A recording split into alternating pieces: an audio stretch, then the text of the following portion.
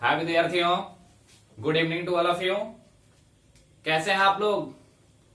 ठीक है ना? हम उम्मीद करते हैं कि आप लोग ठीक होंगे। चलिए, बहुत अच्छी बात है। देखिए विद्यार्थियों, आज हम लोग पढ़ने वाले हैं फिजिक्स। और फिजिक्स में हम लोग पढ़ चुके हैं, जैसे आप लोग को हम पढ़ाए हुए थे कि प्रकाश के आधार पर वस्तु को कितने भागों में बांटा गया है। ये हम लोग का टॉपिक खत्म हो गया था। आज हम लोग दो टॉपिक के बारे में अध्ययन करेंगे। ठीक है विद्यार्थियों, तो चलिए देखिएगा आप लोग। आज हम लोग पढ़ेंगे छाया यानी शैडो के बारे में जानेंगे, और किरण पुंज के बारे में पढ़ेंगे, किरण के बारे में पढ़ेंगे। ठीक है विद्यार्थियों, और किरण पुंज के प्रकार के बारे में पढ़ेंगे। तो चलिए विद्यार्थियों, सबसे पहले हम लोग चलते हैं अपने टॉपिक की ओर। लेकिन टॉपिक पढ़ने से पहले सबसे पहले आप लोग मेरे प्रिय विद्यार्थियों, मेरे YouTube चैनल डीईसी माघर को सब्सक्राइब जरूर कर लीजिएगा, और साथ ही साथ मेरे चैनल को लाइक और शेयर अपने दोस्तों के पास जरूर कीजिएगा। ठीक है विद्यार्थियों, चलिए देखिएगा। आज हम लोग पढ़ने वाले हैं छाया यानी शैडो के बारे में। तो ये छाया यानी शैडो होता क्या है, तो देखिएगा मैं आप लोग को समझा रहा हूं। देखिए, सबसे पहले हम क्या करते हैं, कोई भी अगर अपारदर्शक वस्तु ले लीजिएगा। ठीक है, अपारदर्शक वस्तु जानते हैं ना, कि जब हम उस वस्तु को लेते हैं और प्रकाश को डालते हैं उस वस्तु पर, यानी अपारदर्शक वस्तु पर, जहां से प्रकाश के किरण आर पार नहीं होता है। ठीक है, उसे हम अपारदर्शक वस्तु कहते हैं। तो देखिएगा विद्यार्थियों, जब हम किसी अपारदर्शक वस्तु को किसी प्रकाश स्रोत के सामने रखते हैं, यानी कोई भी प्रकाश स्रोत ले लीजिए। सपोज मान लेते हैं कि एक टॉर्च ले लेते हैं और एक ईंट ले लीजिए। ठीक है विद्यार्थियों, और उस टॉर्च को हम क्या करेंगे, ऑन कर देंगे, ऑन करेंगे और उसका फोकस जो होगा ईंट पर डालेंगे। ठीक है विद्यार्थियों, तो जैसे ही टॉर्च का प्रकाश पड़ेगा ईंट पर, तो उसके पीछे एक काला क्षेत्र बनेगा जिसे हम लोग छाया कहते हैं। ठीक है विद्यार्थियों, देखिएगा यहां पर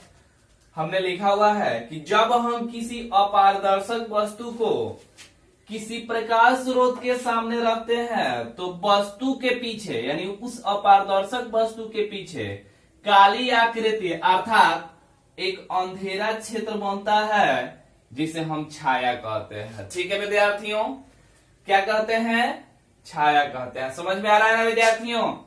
हाँ जी, चलिए, बहुत अच्छी बात है, समझ में आ रहा है। देखिए विद्यार्थियों, इसके बाद हम लोग का अगला टॉपिक होगा प्रकाश की किरणें, जिसे हम केवल किरण भी बोल सकते हैं, यानी रेज के बारे में पढ़ना है। तो देखिए विद्यार्थियों, रे किसे कहते हैं, यानी प्रकाश की किरण किसे कहते हैं, तो आप लोग देखिएगा जरा ध्यान से। प्रकाश की किरण यानी रेज ऑफ लाइट के बारे में जानेंगे।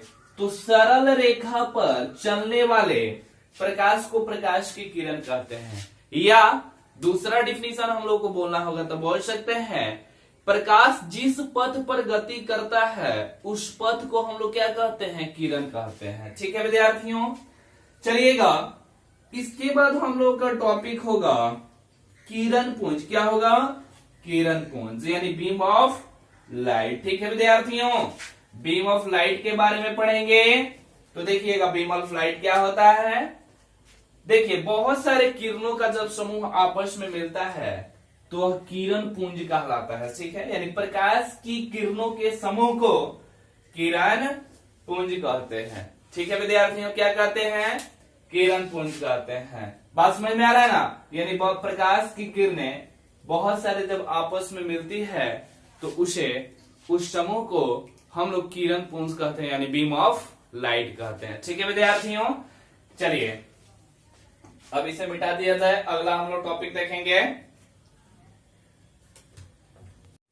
देखिए विद्यार्थियों, चलिए अब हम लोग पढ़ेंगे किरण पुंज के प्रकार के बारे में। तो देखिएगा, किरण पुंज के प्रकार यानी types of beam of light. ठीक है, किरण पुंज निम्नलिखित तीन प्रकार के होते हैं, औपचारिक किरण पुंज, अभिसारी किरण पुंज और समानांतर किरण पुंज। ये तीन होता है।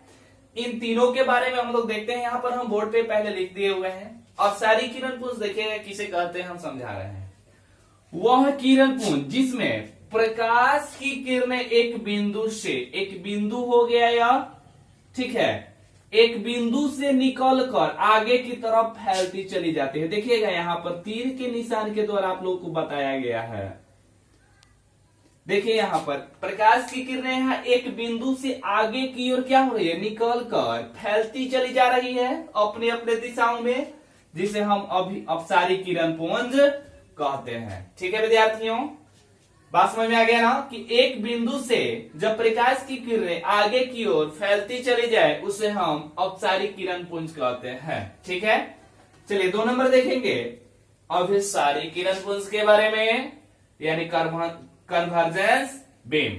देखिएगा इसमें क्या होता है कि इसमें प्रकाश की किरणें एक बिंदु पर आकर मिलती है। ठीक है, एक बिंदु पर आकर मिलती है। देखिए यहां पर एक बिंदु है और कोई प्रकाश स्रोत से आपका प्रकाश की किरणें आकर इस बिंदु पर मिल रही है, जिसे हम अभिसारी किरण पुंज कहते हैं। यहां पर डिफिनेशन हम लिखे हुए हैं, वह किरण पुंज जिसमें प्रकाश की किरणें एक बिंदु पर आकर मिलती है उसे अभिसारी किरण पुंज कहा जाता है। यहां देखिएगा विद्यार्थियों, चित्र बनाया गया है, यानी जैसे मैं आपको दिखा दिया गया है चित्र बनाकर, तो आप लोग क्या करेंगे, इस बात को थोड़ा गौर से देखिएगा। ठीक है विद्यार्थियों, चलिए बात समझ में आ गया विद्यार्थियों, चलिए बहुत अच्छी बात है, सबको समझ में आ रहा है। 3 नंबर देखेंगे समानांतर किरण पुंज यानी पैरेलल बीम। ठीक है विद्यार्थियों, तो इसको देखिए क्या होता है। इसमें समानांतर किरण पुंज जो होता है, इसमें जितने भी प्रकाश की किरणें होती है वह एक दूसरे की क्या होती है, समानांतर होती है। उसे हम क्या कहते हैं, समानांतर किरण पुंज। यानी वह किरण पुंज जिसमें प्रकाश की किरणें एक दूसरे के क्या होती है, समानांतर होती है, जिसे समानांतर किरण पुंज कहा जाता है। जैसे में यहां पर देखिएगा विद्यार्थियों, चित्र बनाकर आपको दिखा दिया गया है, यानी समानांतर किरण पुंज, यहाँ पर किरणें हैं जो एक दूसरे की क्या है, समानांतर है ना विद्यार्थियों। तो ये आप लोग का किरण पुंज और किरण पुंज का क्या है, प्रकार है। ओके विद्यार्थियों, तो चलिए देखिएगा, ये आप लोगों का टॉपिक बेहद इंपॉर्टेंट है, जिसे आप लोग क्या करेंगे, नोट कर लेंगे जरूर, और आगे हम लोग पढ़ेंगे बाबू प्रकाश के परावर्तन के बारे में देखेंगे। ठीक है, हम लोग का रिफ्लेक्शन ऑफ लाइट के बारे में पढ़ेंगे। ठीक है विद्यार्थियों, तो चलिए आप लोग से एक रिक्वेस्ट है कि मेरे इस वीडियो को ज्यादा से ज्यादा जरूर शेयर कीजिएगा, और साथ ही साथ मेरे YouTube चैनल DEC माघर को सब्सक्राइब जरूर कीजिएगा। चलिए विद्यार्थियों, ओके ठीक है।